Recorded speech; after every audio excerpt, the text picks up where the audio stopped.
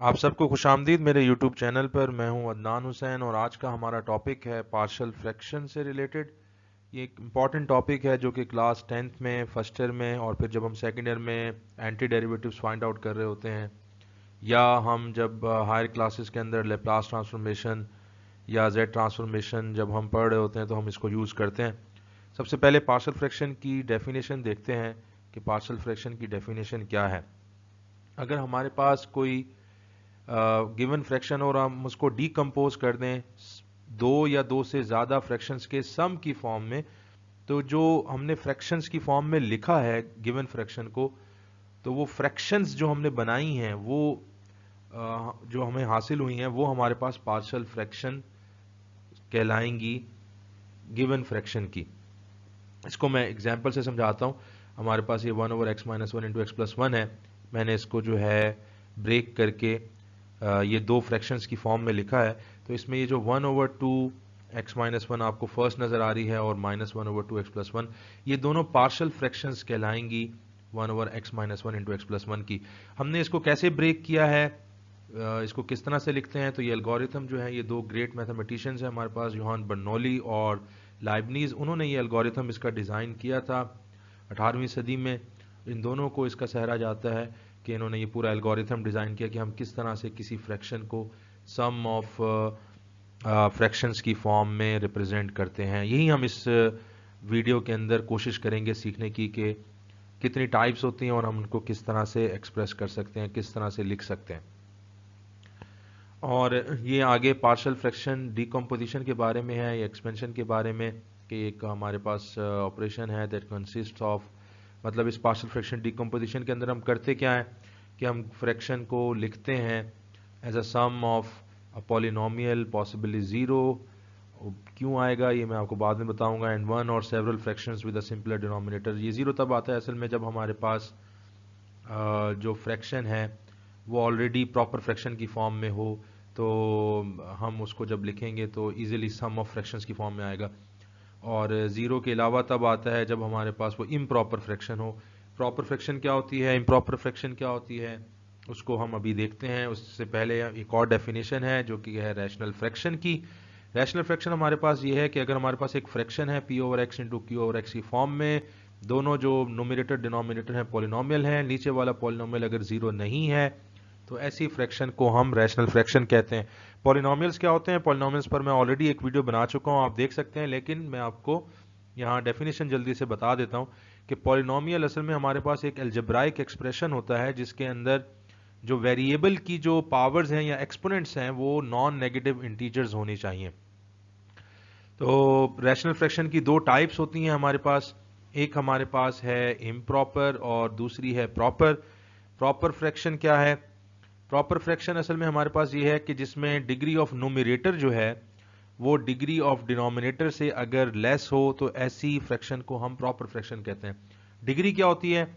किसी भी पॉलिनोमियल की जो हाईएस्ट जो एक्सपोनेंट है जिसका कोफिशिएंट नॉन जीरो हो, वो उसकी डिग्री कहलाती है। तो जैसे मिसाल तौर पर अगर आप ये ऊपर देखें, यहाँ ऊपर वन लिखा हुआ है, तो यहाँ इसकी डिग्री इस वक्त वन क्योंकि नोमिनेटर में है, ये पी ऑफ एक्स है, और इसकी डिग्री हमारे पास इस वक्त है जीरो क्योंकि x to the power zero है। और नीचे जो क्यू ऑफ एक्स है, अगर हम आप इसको मल्टीप्लाई करें तो ये एक्स स्क्वायर आएगा, और डिनोमिनेटर की जो डिग्री होगी वो टू होगी। तो अभी ये जो हमने ऊपर एग्जाम्पल देखी है, इस वक्त ये प्रॉपर फ्रैक्शन की फॉर्म में ही है। और अगर इसका उलट हो जाए, यानी कि हमारे पास दूसरी जो टाइप है वो इम्प्रॉपर की है। इम्प्रॉपर फ्रैक्शन में ये होता है कि डिग्री ऑफ जो पी ऑफ एक्स है, यानी कि न्यूमरेटर की डिग्री बड़ी हो या बराबर हो डिग्री ऑफ डिनोमिनेटर से, तो ऐसी फ्रैक्शन को हम जो है इम्प्रॉपर फ्रैक्शन कहते हैं। ये दो डेफिनेशन हम क्यों पढ़ रहे हैं अभी आपको समझ आ जाएगा जब हम आगे जाएंगे, क्योंकि हम पार्शल फ्रैक्शन करते वक्त इस बात का ख्याल रखते हैं कि हमारी जो फ्रैक्शन है वो ऑलरेडी हम उसको पॉलिनोमियल प्लस सम ऑफ जो है प्रॉपर फ्रैक्शन की फॉर्म में लिखें, क्योंकि फिर हम प्रॉपर फ्रैक्शन को मजीद आगे डीकम्पोज करते हैं जो एल्गोरिथम हमारे दो मैथमेटिशियंस ने डिज़ाइन किया है उस कंडीशन का ख्याल रखते हुए। अब हम डेफिनेशन देखते हैं कंडीशनल इक्वेशन की। ये एक ऐसी इक्वेशन होती है जो हमारे पास किसी वेरिएबल की पर्टिकुलर एक वैल्यू या चंद वैल्यूज जो हैं उसके लिए वो अगर सेटिस्फाई करे तो ऐसी इक्वेशन को हम कंडीशनल इक्वेशन कहते हैं। इसकी एग्जांपल देखते हैं। जैसे ये 2x = 1 है तो हम जानते हैं कि ये ट्रू होगी अगर x की वैल्यू 1/2 हो।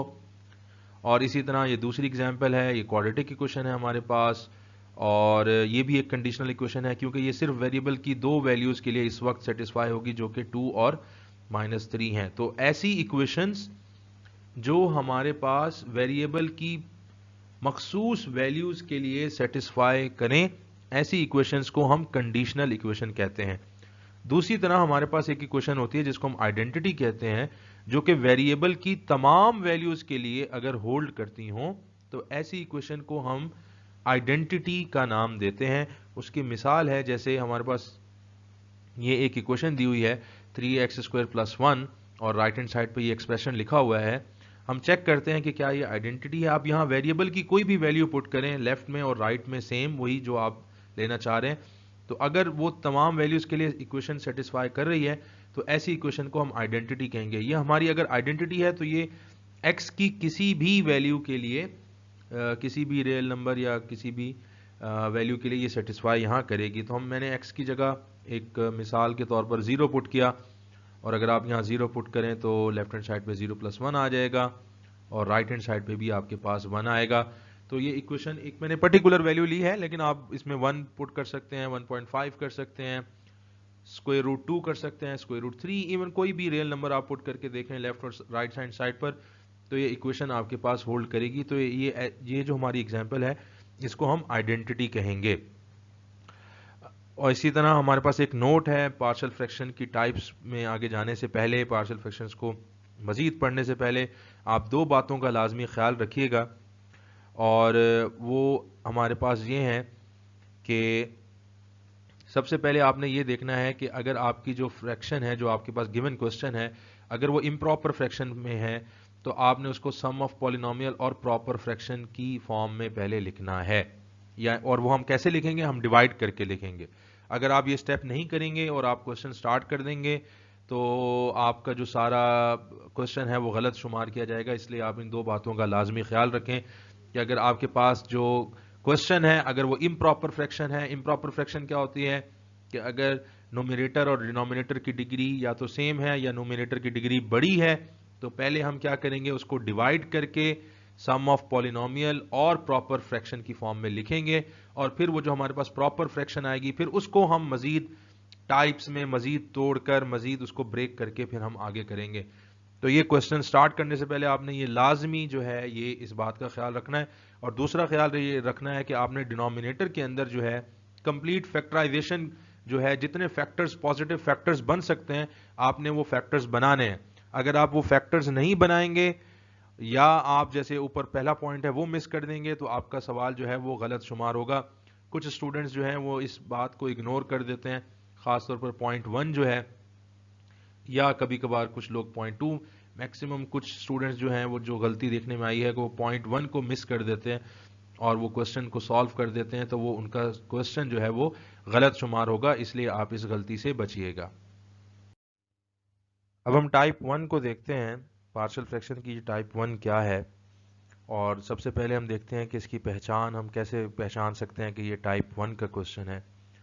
तो हमारे पास जो डिनोमिनेटर होगा रैशनल फ्रैक्शन का, और मतलब हमने उसके अंदर वो स्टेप्स कर लिए हैं जो दो मैंने आपको बातें बताई हैं कि सबसे पहले अगर वो प्रॉपर रैशनल फ्रैक्शन की फॉर्म में है तो हम उसको सम ऑफ पॉलिनोमियल, मतलब इम्प्रॉपर रैशनल फ्रैक्शन की फॉर्म में है तो हम उसको सम ऑफ पॉलिनोमियल और प्लस प्रॉपर रैशनल फ्रैक्शन की फॉर्म में लिखेंगे, और डिनोमिनेटर के अंदर हम जो है फैक्टर्स जितने बना सकते हैं पॉजिटिव फैक्टर्स वो बनाएंगे। उसके बाद हम टाइप का डिसाइड करेंगे, उसका डिसीजन लेंगे।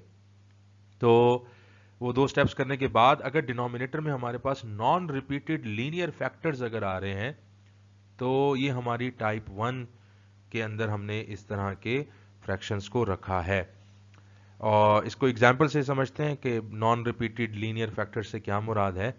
तो ये मैंने एक क्वेश्चन लिया है 5.1, question number 1, Punjab text book board Lahore, जो कि इंटरमीडिएट पार्ट 1 में पढ़ाई जाती है उस बुक से, और फेडरल बोर्ड में भी यही बुक पढ़ाई जाती है। वहाँ से एक क्वेश्चन लिया है और ये है 1/x² - 1। तो यहाँ हम देख रहे हैं कि यहाँ डिग्री तो इसकी ठीक है, डिग्री यानी कि यहाँ ये प्रॉपर रैशनल फ्रैक्शन की फॉर्म में ही है क्वेश्चन, तो हमें यहाँ इसको डिवाइड करके सम ऑफ पॉलिनोमियल और प्रॉपर जो है फ्रैक्शन की फॉर्म में लिखने की जरूरत नहीं, क्योंकि ऑलरेडी ये प्रॉपर रैशनल फ्रैक्शन ही है। लेकिन हम यहाँ देखते हैं कि मजीद हम इसके क्या फैक्टर्स बना सकते हैं। तो हम यहाँ फैक्टर्स बना सकते हैं। x² - 1 को हम लिख सकते हैं x - 1 × x+1। अब जब हमने ये लिख दिया है तो ये जो दो फैक्टर्स हमें नजर आ रहे हैं ये दोनों टाइप 1 के हैं, क्योंकि ये नॉन रिपीटेड है। नॉन रिपीटेड से मुराद ये है कि जो फैक्टर की पावर है वो हमारे पास 1 है, और फैक्टर की पावर से मुराद हमारे पास यानी कि यहाँ ये है कि यहाँ जो आपको नजर आ रहा है कि ये 1 लिखा हुआ है, फैक्टर की पावर मैं इसकी बात कर रहा हूँ, ये 1 है। इसी तरह यहाँ भी पावर जो है वो आपके पास 1 है, और वेरिएबल की पावर भी 1 है। तो ये नॉन रिपीटेड हो गया क्योंकि ये फैक्टर्स की पावर 1 है, इनको आप नॉन रिपीटेड समझ लें कि ये नॉन रिपीटेड हो गए। और लीनियर से मुराद यानी कि x की पावर भी हमारे पास 1 है, और यहां भी x की पावर 1 आपको नजर आ रही है। तो इसलिए ये दोनों फैक्टर्स जो हैं ये नॉन रिपीटेड लीनियर फैक्टर्स हैं, और ये हमारे टाइप 1 के अंदर शुमार होंगे। मजीद फिर हम ये लिखेंगे जो एल्गोरिथम डिजाइन किया है दो मैथमेटिशियंस ने, तो हम इसको a/x - 1 एक कोफिशिएंट लेंगे और प्लस b/x - 1 की फॉर्म में हम इसको a/x - 1 प्लस b/x+1 की फॉर्म में लिखेंगे। यानी कि ये पहला फैक्टर आ गया और इसके ऊपर हमने एक कोफिशिएंट रखा है और एक कांस्टेंट है a। इसी तरह दूसरा फैक्टर x+1 यहाँ प्लस आएगा हमेशा, और यहाँ b। इसी तरह अगर हमारे पास यहाँ 3 होते तो हम यहाँ फिर a आता, फिर b, और फिर तीसरा जो फैक्टर है उसके ऊपर हम यहाँ c लिख देते हैं। ये ABC नाम है, आप इस कोई और नाम भी लिख सकते हैं। तो ये हम इस तरह से इसको सम ऑफ फ्रैक्शन की फॉर्म में लिखेंगे। अभी हमने लिख तो दिया है, लेकिन क्योंकि इसमें a और b अननोन है और हमें a और b की वैल्यू फाइंड आउट करनी है, तो वो प्रोसीजर वो हम कैसे फाइंड आउट करेंगे। हम मल्टीप्लाई कर देते हैं बोथ ये जो हमारी इक्वेशन है, इक्वेशन 1 को x - 1 × x+1 से, और मल्टीप्लाई करने के बाद हमारे पास जो है वो इक्वेशन कुछ इस तरह से हासिल होगी, क्योंकि ये x - 1 जो है वो कैंसिल हो जाएगा x+1 से। तो यहाँ आपके पास x - 1 से कैंसिल होगा, यहाँ x+1 आएगा। इसी तरह x+1 ये x+1 से कैंसिल हो जाएगा, यहाँ x - 1 आ जाएगा। ये हमारे पास एक आइडेंटिटी है। आइडेंटिटी की डेफिनेशन हमने पढ़ी थी कि एक ऐसी इक्वेशन जो वेरिएबल की तमाम वैल्यूज के लिए होल्ड करे उसको हम आइडेंटिटी कहते हैं। अब यहाँ a और b की वैल्यू फाइंड आउट करने के लिए हम डायरेक्ट कोफिशिएंट्स भी कंपेयर कर सकते हैं, लेकिन क्योंकि ये टाइप 1 और टाइप 2 के अंदर हम और भी मजीद आसान इसको बना सकते हैं। हम यहाँ ये करने लगे हैं कि इसको पहले तो इक्वेशन 2 कह देते हैं, और x+1 को अगर हम 0 लें तो x की वैल्यू हमारे पास -1। x+1 को 0 इसलिए ले रहे हैं क्योंकि हम यहाँ कोई भी x की वैल्यू पुट कर सकते थे, लेकिन हम आसानी के लिए वो वैल्यू पुट कर रहे हैं जिसमें हम जल्दी से वैल्यू फाइंड आउट कर सकें और हमें ज़्यादा कैलकुलेशन ना करनी पड़े। तो x की वैल्यू -1 पुट करने पे हम देख रहे हैं कि ये पूरा फैक्टर क्योंकि 0 हो जाएगा, और ये फैक्टर जब 0 हो जाएगा तो हमारे पास b की वैल्यू आ जाएगी। तो हमने x की वैल्यू -1 पुट कर दी यहाँ लेफ्ट हैंड साइड में, क्योंकि x है नहीं तो वहाँ 1 ही रहेगा, और यहाँ x की जगह -1 आ गया, -1 -1 -2 हो गया, और -2 से अब आप बोथ साइड डिवाइड कर दें तो ये आपके पास वैल्यू आ गई। अब इसी तरह हम x - 1 को अगर 0 लें तो x की वैल्यू 1 होगी, यानी कि अब हम x की वैल्यू 1 पुट करने लगे हैं इस आइडेंटिटी में। यहाँ हम x की कोई भी वैल्यू पुट कर सकते हैं। मजीद ये कि अगर आप ये नहीं करना चाहते तो आप b की वैल्यू यहाँ रिप्लेस कर दें, और फिर उसके बाद x की कोई वैल्यू ले लें और a की वैल्यू फाइंड आउट कर लें। तो ये आप पर है, लेकिन ये आसान वैल्यूज़ हैं, मतलब आप अगर इस तरह करें तो ये ज़्यादा आसानी से आप वैल्यू फाइंड आउट कर सकते हैं टाइप 1 के अंदर। तो x की वैल्यू 1 पुट कर रहे हैं इक्वेशन नंबर 2 में, तो जब 1 पुट करेंगे हमारे पास तो ये क्योंकि लेफ्ट हैंड साइड में x नहीं है और यहाँ 2 आ जाएगा, और ये तो क्योंकि 0 हो जाएगा 1 - 1, तो ये पूरा फैक्टर 0 हो गया। तो यहाँ a की वैल्यू हमारे पास आ जाएगी 2 से हम डिवाइड कर देते हैं बोथ साइड 1/2। ये a और b की वैल्यू हम इक्वेशन नंबर 1 में पुट कर देंगे।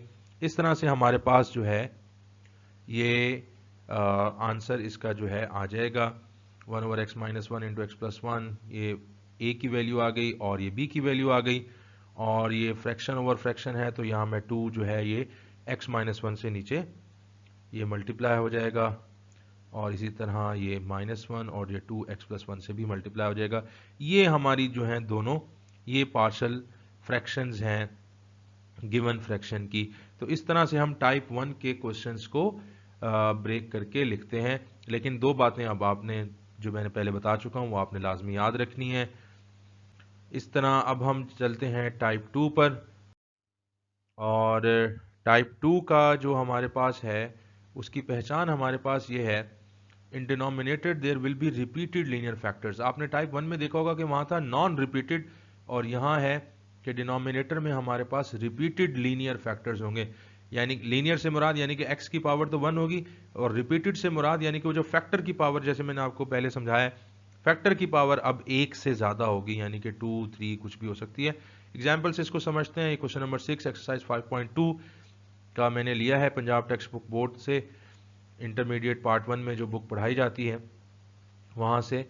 और ये हमारे पास क्वेश्चन है। यहाँ हम पहले वही देख लेते हैं जो दो कंडीशंस मैंने आपको बताई थी, कि क्या हमें यहाँ ये जो फ्रैक्शन दी हुई है कहीं ये इम्प्रॉपर तो नहीं है।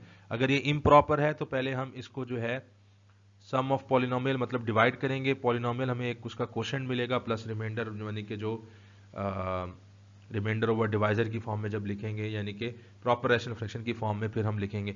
लेकिन ये ऑलरेडी प्रॉपर ही है, क्योंकि आप देख रहे हैं कि यहाँ x की पावर नीचे डिनोमिनेटर में 1 है, और यहाँ स्क्वायर है होल स्क्वायर, तो यहाँ 2 आएगा, मल्टीप्लाई होगा तो यहाँ 3 हो जाएगा। तो नीचे डिनोमिनेटर की जो पावर है वो आपके पास 3 आएगी, जबकि नोमिनेटर की जो पावर है वो 2 है, वो कम है। तो ये ऑलरेडी प्रॉपर रैशनल फ्रैक्शन है, हमें इसको जो है डिवाइड करके उस तरह से ज़रूरत नहीं है। और दूसरी चीज़ जो मैंने आपको दूसरा पॉइंट बताया था कि क्या यहाँ हम मज़ीद फैक्टर्स बना सकते हैं, पॉजिटिव फैक्टर्स। अगर बना सकते हैं तो हमें पहले बनाने पड़ेंगे, फिर हम क्वेश्चन जो है वो स्टार्ट करेंगे और उसकी टाइप का डिसीजन लेंगे। लेकिन यहाँ ऑलरेडी फैक्टर्स बने हुए हैं, क्योंकि x-1 होल स्क्वायर को आप x-1 इंटू x-1 तो लिख सकते हैं, लेकिन वो हम कंबाइन करके ही x-1 का होल स्क्वायर लिखेंगे। तो ये हमारे पास ऑलरेडी फैक्टर्स जो हैं जो हम बनाना चाहते थे वो ऑलरेडी बने हुए ही हैं। तो वो दो पॉइंट्स तो हमारे यहाँ वो हमने चेक कर लिए हैं। उसके बाद अब हम देखते हैं कि क्या ये टाइप 2 का है। तो आपको यहाँ नज़र आ रहा होगा कि x की पावर यहाँ 1 है, ये लीनियर है, और यहाँ फैक्टर की पावर भी 1 है।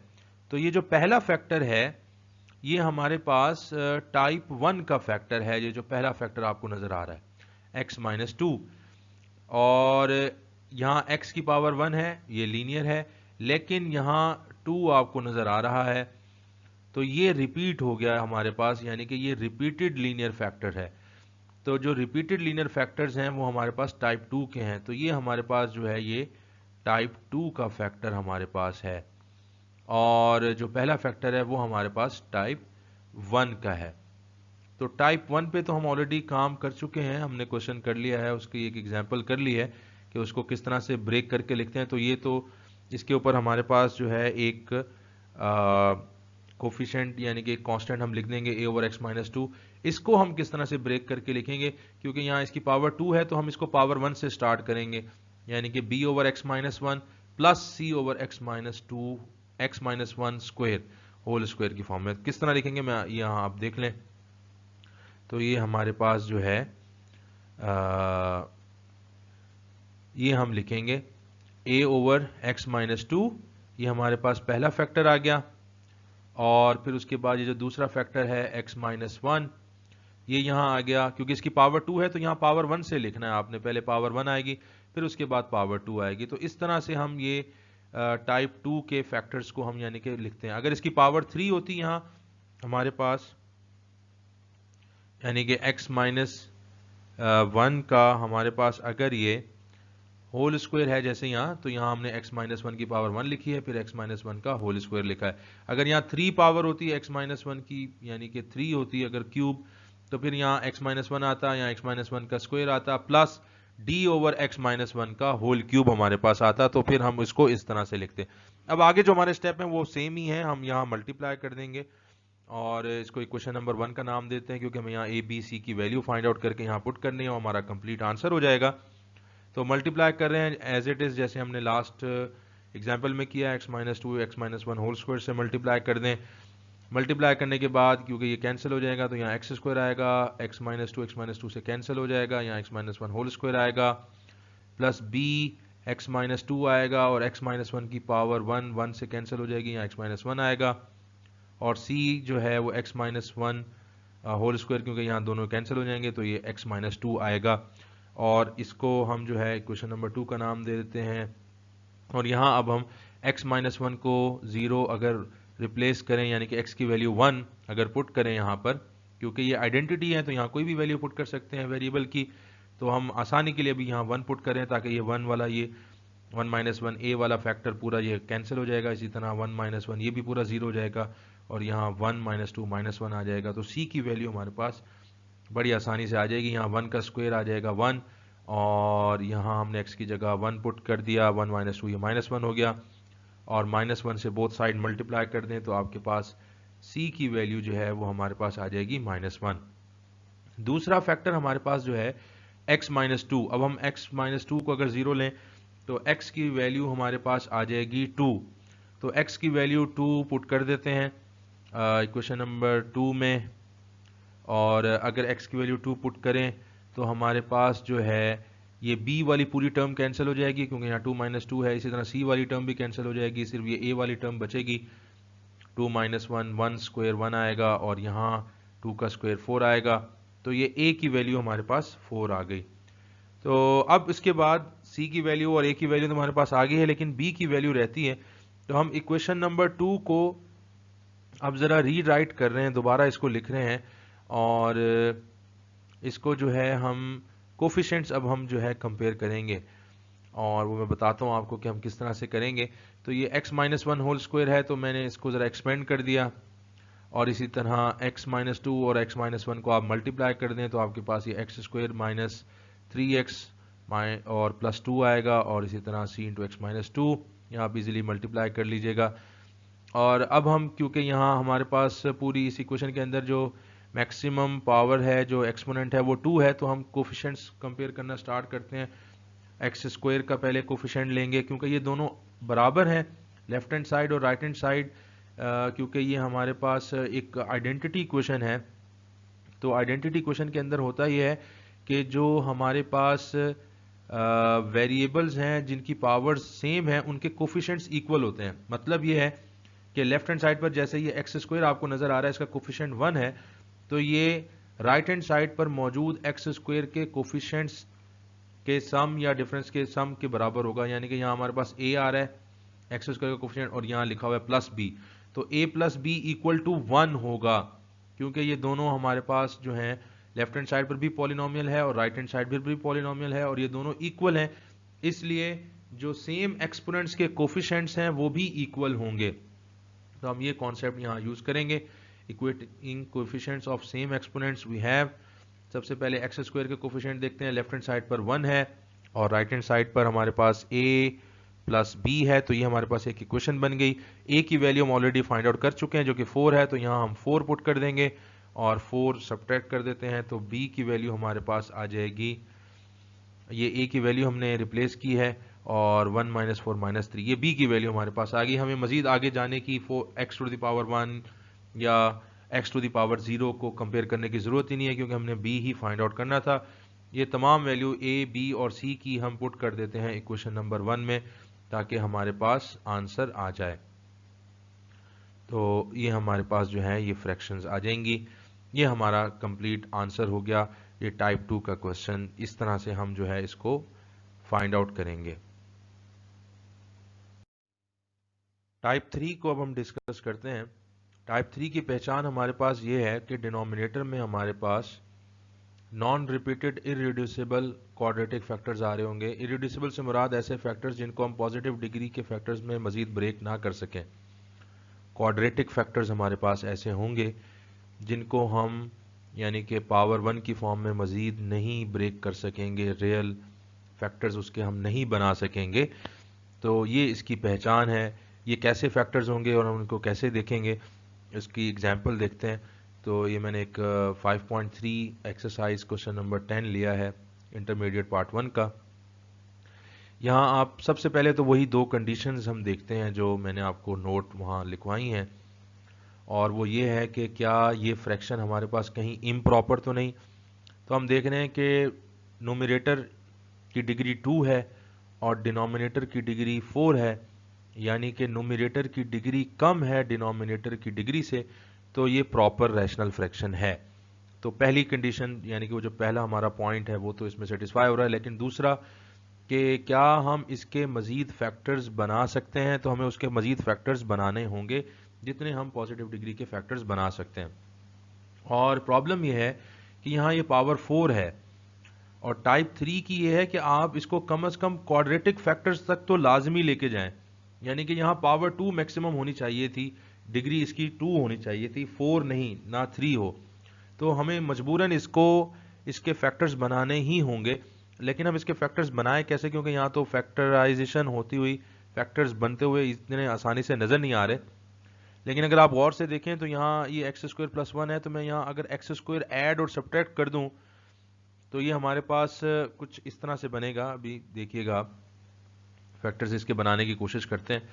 तो ये हमारे पास न्यूमरेटर है, तो मैं डिनोमिनेटर के अंदर जो है एक्स स्क्वायर जो है वो ऐड करूँगा और एक्स स्क्वायर जो है वो सब्ट्रैक्ट करूँगा। ये न्यूमरेटर आपका एज इट इज़ आ गया और डिनोमिनेटर में आपके पास x टू द पावर 4, इसको मैं एक्स स्क्वायर का स्क्वायर लिख रहा हूँ क्योंकि ये a स्क्वायर हो जाएगा। अभी आपके पास x square as it is जैसे लिखा हुआ था 1b एक्स स्क्वायर, ये मैंने ऐड किया है और एक्स स्क्वायर सब्ट्रैक्ट किया है। अब ये जो एक्स स्क्वायर ये वाला प्लस एक्स स्क्वायर ये आपके पास प्लस 2x स्क्वायर हो जाएगा और ये numerator again as it is. Denominator में आपके पास यहाँ आ जाएगा 2x स्क्वायर और फिर थर्ड टर्म प्लस 1 और माइनस एक्स स्क्वायर। ये जो पहली तीन टर्म्स हैं ये आपके पास एक्स स्क्वायर प्लस 1 का होल स्क्वायर, अगर आप गौर से देखें तो ये a plus B whole square की फॉर्म बन गई, यानी कि यहाँ कंप्लीटिंग स्क्वायर हो गया ये।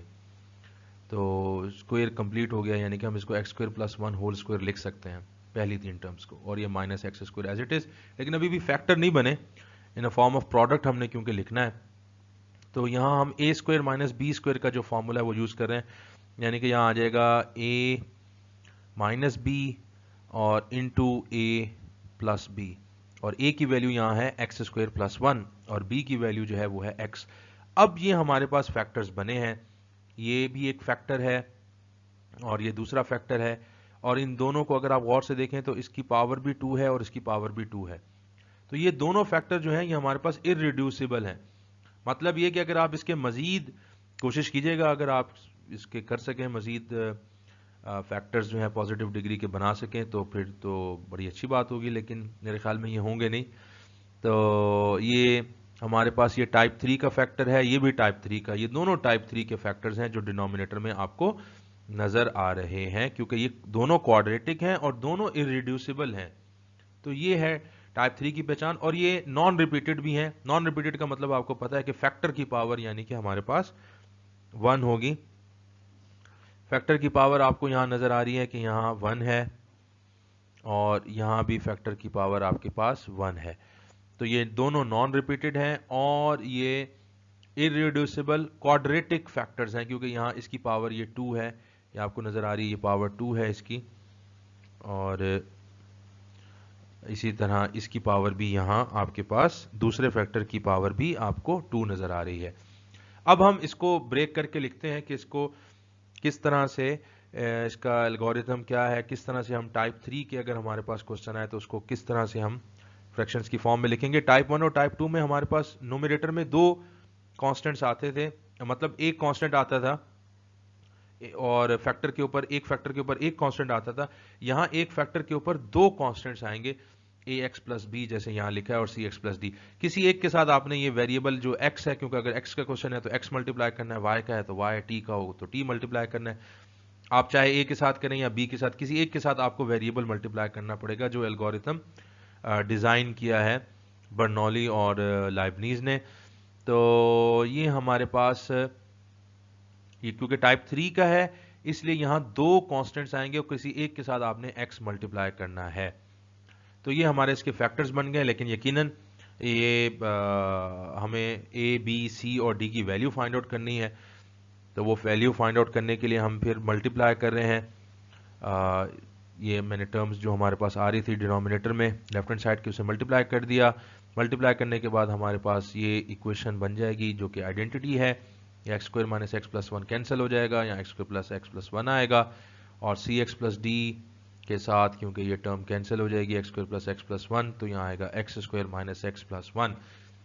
लेकिन यहाँ टाइप वन की तरह हमारे पास कोई लीनियर फैक्टर नहीं है जिसको हम यहाँ जीरो रख लें और वो वैल्यू हम यहाँ पुट कर दें, क्योंकि अगर आप इसको जीरो रखें जो कि ये फैक्टर्स हैं और इसको अगर आप सॉल्व करें तो ये कॉम्प्लेक्स वैल्यूज ही आपको देंगे दो, क्योंकि ये क्वाड्रेटिक हैं तो दो कॉम्प्लेक्स वैल्यूज आएंगी। तो वो हमारे लिए अभी हम उस तरह कॉम्प्लेक्स नंबर्स को प्योर कॉम्प्लेक्स नंबर्स को यूज़ नहीं करना चाह रहे हैं। तो आसानी के लिए हम क्या करेंगे कि इसको कोफिशेंट्स को ही हम इक्वेट करेंगे, उनको कंपेयर करेंगे। तो यहाँ हम ग्रुप बना लेते हैं और ये आपको ए के साथ एक्स नज़र आ रहा है, तो मैं ये एक्स जो है यहाँ फैक्टर से मल्टीप्लाई कर रहा हूँ। एक ए का ग्रुप बना लेंगे, फिर इस तरह बी सी और डी का ग्रुप बना लेंगे और फिर कोफिशेंट्स कंपेयर कर लेंगे। तो अभी मैंने एक्स मल्टीप्लाई कर दिया, बी के साथ ये टर्म एज इट इज़ आ गई, सी के साथ एक्स है वो मल्टीप्लाई कर दिया और प्लस डी। तो अब यहाँ अगर आप देखें तो एक्स क्यूब जो है वो यानी कि 3 जो है वो सबसे बड़ी डिग्री है। तो हम कोफिशिएंट्स कंपेयर करना शुरू कर रहे हैं 3 से, फिर 2, फिर 1 और फिर 0, और फिर उसके बाद वैल्यूज को हम जो है फाइंड आउट करने की कोशिश करते हैं। तो एक्स क्यूब क्योंकि लेफ्ट हैंड साइड में नहीं है तो यहाँ हमारे पास एक्स क्यूब का कोफिशिएंट यहाँ 0 आएगा। राइट हैंड साइड पर a है और एक्स क्यूब के साथ यहाँ प्लस c है, तो यहाँ ये साइन का भी, अलामत का भी खास ख्याल रखिएगा। तो a plus C equal to 0, ये हमारे पास एक इक्वेशन आ गई। अब हम एक्स स्क्वायर को देखते हैं, तो x square left hand side पर है और उसका कोफिशिएंट हमारे पास 1 है। राइट हैंड साइड पर हमारे पास प्लस a, फिर plus b minus C plus D. तो एक्स स्क्वायर के जो कोफिशिएंट हमारे पास आएंगे वो हमारे पास होंगे, ये मैंने इक्वेशन दोबारा लिख दी है जिससे हम कोफिशिएंट्स को कंपेयर कर रहे हैं। तो ये हमारे पास एक्स स्क्वायर के कोफिशिएंट्स आएंगे 1 a plus B minus C plus D. तो अब इसके बाद x टू द पावर 1 के कोफिशिएंट्स को कंपेयर करते हैं। तो x टू द पावर 1 के जो कोफिशिएंट्स हमारे पास आपको नजर आ रहे हैं वो -2 आपको ऊपर इक्वेशन नजर आ रही है, और राइट हैंड साइड पर देखें तो a आएगा प्लस b प्लस c और माइनस डी। ये माइनस डी आपको नजर आ रहा होगा, x टू द पावर 1 है इसका माइनस और ये माइनस डी हमारे पास आएगा। इसको नाम दे देते हैं, इक्वेशन का भी हम देते हैं, लेकिन यहाँ a प्लस सी नजर आ रहा है और a प्लस सी हमने इक्वेशन नंबर 2 में देखा है, वहाँ a plus C equal to 0 है, तो मैं यहाँ a plus C equal to 0 यहाँ पुट कर रहा हूँ, रिप्लेस कर रहा हूँ। तो ये इक्वेशन कुछ इस तरह से बन जाएगी हमारे पास -2 equal to b minus D. और उसके बाद हम x to the power 0 constants जो हैं यहाँ क्योंकि 3 है इसकी डिग्री 0 है और यहाँ तो कोई है नहीं। उसके बाद b वाले ग्रुप में यहाँ 1 नज़र आ रहा है तो यहाँ b आएगा, और उसके बाद यहाँ कोई हमारे पास नहीं है x टू द पावर 0 का, और यहाँ है 1 है तो यहाँ d आएगा। तो b plus D right hand side पर हमारे पास बनेगा। तो ये जो दो इक्वेशंस आई हैं इसको हम ऐड कर रहे हैं इक्वेशन नंबर 4 के साथ। जब हम ऐड करेंगे तो d कैंसिल हो जाएगा और ये हमारे पास वैल्यू आ जाएगी। 2 से हम डिवाइड कर देते हैं तो b की वैल्यू हमारे पास आ गई। इस b की वैल्यू को हम इक्वेशन नंबर 4 में रिप्लेस कर देते हैं। इक्वेशन नंबर 4 में जब रिप्लेस करेंगे तो d की वैल्यू भी हम इजीली फाइंड आउट कर लेंगे, और यहाँ एलसीएम ले लें आप, तो ये 2 एलसीएम आएगा 5/2 माइनस के साथ, माइनस से मल्टीप्लाई कर दें तो d की वैल्यू 5/2 आ गई।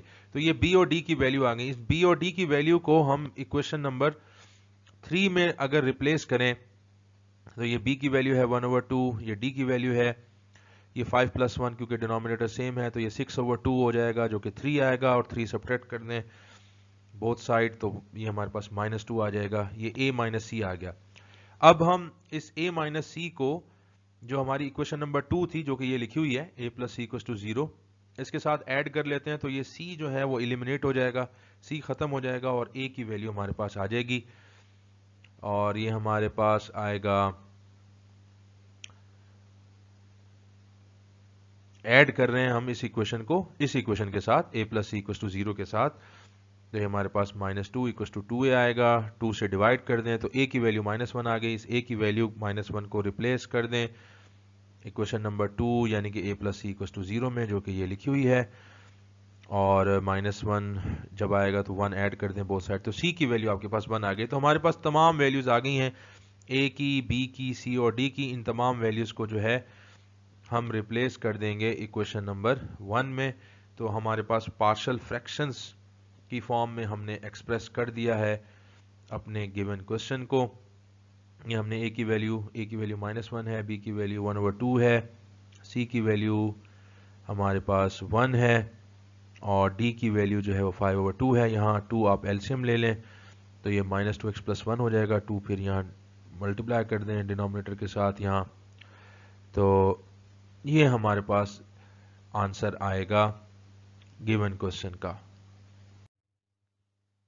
टाइप 4 अब हम देखते हैं हमारे पास जो टाइप 4 है इसकी क्या पहचान है और हम इसको किस तरह से इसके फैक्टर्स बना सकते हैं। In denominator there will be repeated irreducible quadratic factors. जैसे कि मैं आपको बता चुका हूँ, टाइप 1 में हमारे पास होते हैं non repeated linear factors, type 2 में थे रिपीटेड लीनियर फैक्टर्स। तो टाइप 1 और टाइप 2 में सिर्फ नॉन का वर्ड जो है अगर आप टाइप 1 में से हटाएं तो टाइप 2 बन जाएगी। टाइप 3 में हमारे पास था non repeated irreducible quadratic factors और टाइप 4 में हमारे पास है रिपीटेड इररिड्यूसिबल क्वाड्रेटिक फैक्टर्स। मतलब यहाँ जो हमारे पास फैक्टर्स आएंगे उनकी जो होल पावर होगी एक्सपोनेंट वो 2, 3 या आगे हमारे पास होगी 4। इस तरह से इसको एग्जाम्पल से समझते हैं।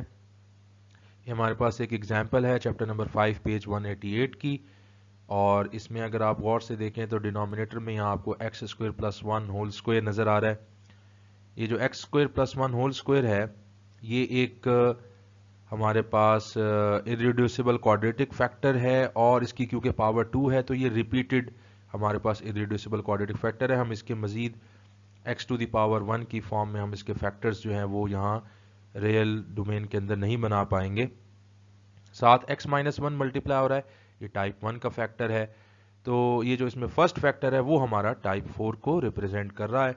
इसको हम लिखेंगे कैसे, जैसे हमने टाइप 3 में सीखा था बिल्कुल वैसे ही यहाँ लिखेंगे।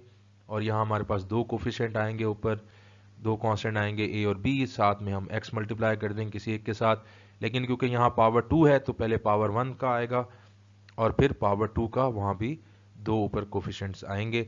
देखते हैं कि हम इसको कैसे लिख सकते हैं। तो ये हमारे पास न्यूमरेटर आ गया और ये हमारा डिनोमिनेटर अभी हमने लिखा है x² + 1 होल स्क्वायर, साथ x-1 मल्टीप्लाई हो रहा है।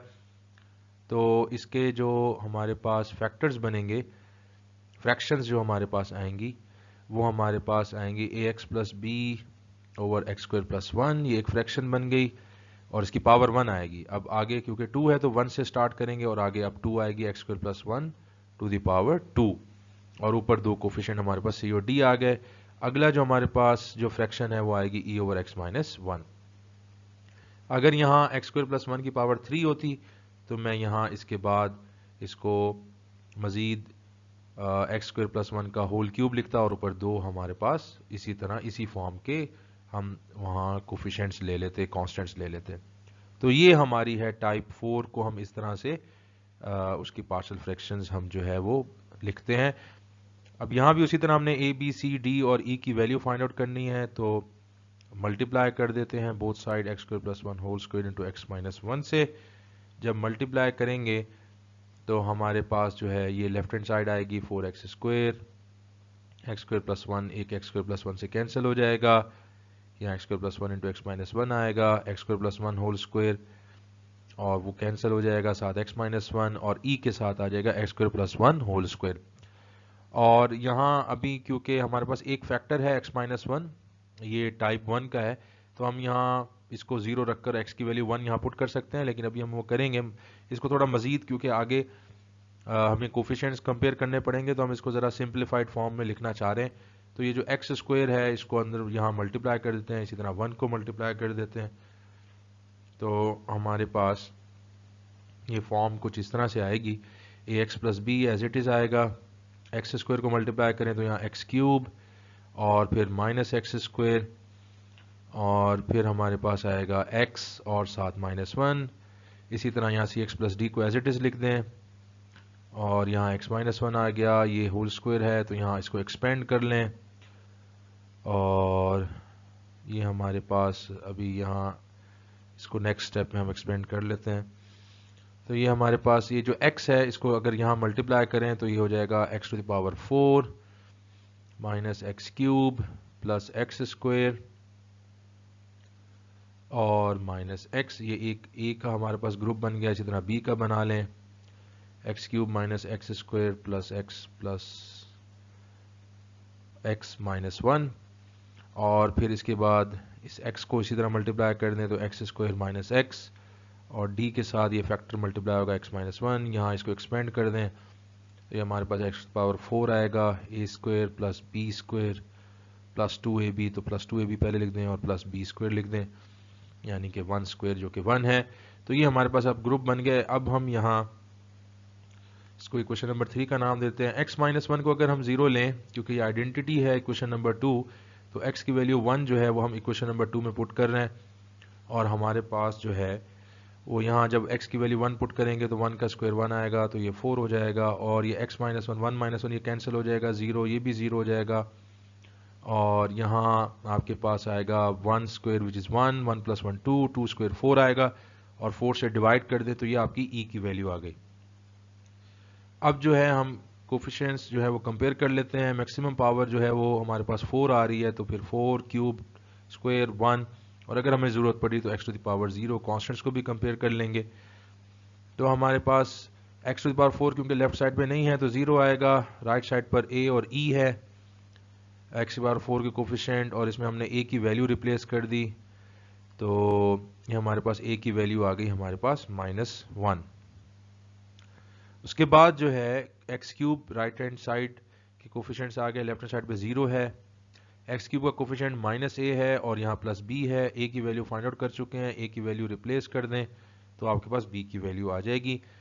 उसके बाद x टू द पावर हमारे पास जो है 2, x टू द पावर 2 का कोफिशिएंट लेफ्ट हैंड साइड पर है वो 4 है, राइट हैंड साइड पर आपको इस इक्वेशन में नज़र आ रहा है a है और फिर उसके बाद -b है प्लस c है और प्लस का 2e और यहाँ हम e की वैल्यू, a की वैल्यू और b की वैल्यू फाइंड आउट कर चुके हैं तो वो यहाँ आप रिप्लेस कर दें और उसके बाद आप c की वैल्यू निकाल लें। बहुत आसान है, तो ये c की वैल्यू आपके पास आ जाएगी। लास्ट में हमारे पास x टू द पावर 1 और x टू द पावर 1 क्योंकि लेफ्ट हैंड साइड पे नहीं है तो उसका कोफिशिएंट यहाँ 0 लिखेंगे। राइट हैंड साइड पर यहाँ आप देख रहे हैं -a आएगा और यहाँ आपके पास प्लस b, फिर इसी तरह ये माइनस का c और माइनस x के साथ x पावर 1 के साथ प्लस का d आएगा और यहाँ x पावर 1 नहीं है तो ये हमारे पास a b c की वैल्यू हम फाइंड आउट कर चुके हैं, वो यहाँ रिप्लेस कर दें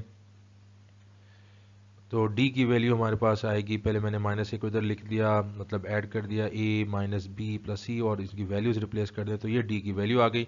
ये तमाम वैल्यूज जो है वो आप इक्वेशन नंबर 1 में जब रिप्लेस करेंगे तो हमारा जो रिक्वायर्ड आंसर है जो हम चाहते थे पार्शियल फ्रैक्शंस की फॉर्म में लिखना अपने गिवन क्वेश्चन को, तो ये हमारी पार्शियल फ्रैक्शंस जो है वो आ गई। ये फर्स्ट फ्रैक्शन हमारी है। इस तरह से हम जो है वो अपने सवालात को हम इस तरह से हल करते हैं और इस तरह से लिखते हैं।